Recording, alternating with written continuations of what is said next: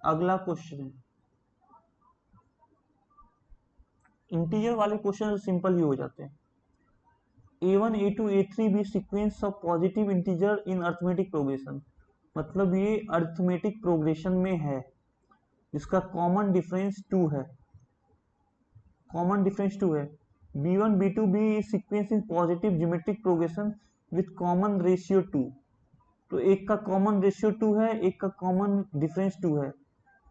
बताया गया है A1 equal to B1 equal to C क्या था, for all possible value of C, then okay C का सारा पॉसिबल वैल्यू बताओ, for which this inequality holds for some positive n। तो C का वैल्यू बताओ, C के कितने पॉसिबल वैल्यू है। तो देखो ये हो गया अर्थमेटिक प्रोग्रेशन, ये हुआ ज्योमेट्रिक प्रोग्रेशन। तो अर्थमेटिक प्रोग्रेशन में क्या होता है, 2n/2 2a1 n-1 into D, और ये हो गया b1 2 का पावर n-1 2-1, ये हो गया। तो अगर आप 2 कैंसिल कर लेते हो तो आपके पास बचेगा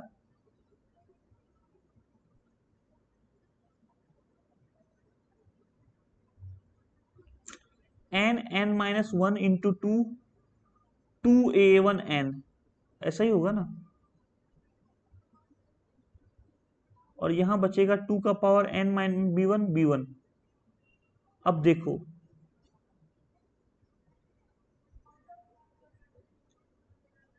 हम क्या कर रहे हैं, n वाली चीज को एक साइड लेते हैं, इसको इधर लेते हैं,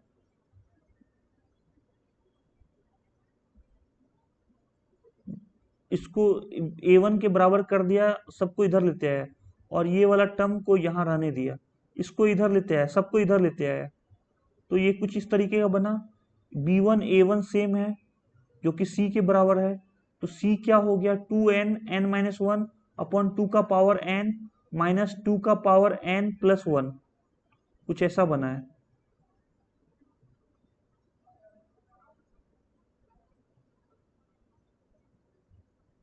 अब n का वैल्यू डाल के देखो, तो n इक्वल टू 1 डालोगे, इंटीजर आना चाहिए, n इंटीजर होना चाहिए। तो n को 1 डालोगे c 0 आएगा, c भी ऑल पॉसिबल वैल्यू, मैं थोड़ा बता देता हूं करके, ये सब खिचड़ी हो गया। 2an 2n n-1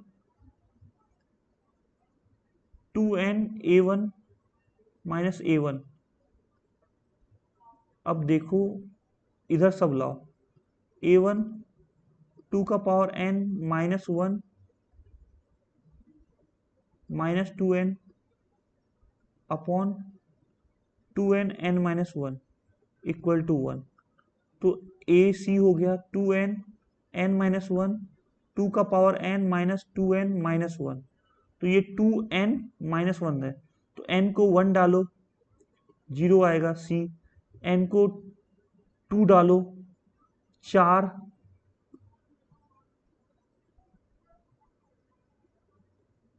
तो -4 आ जाएगा, ये निगेटिव है।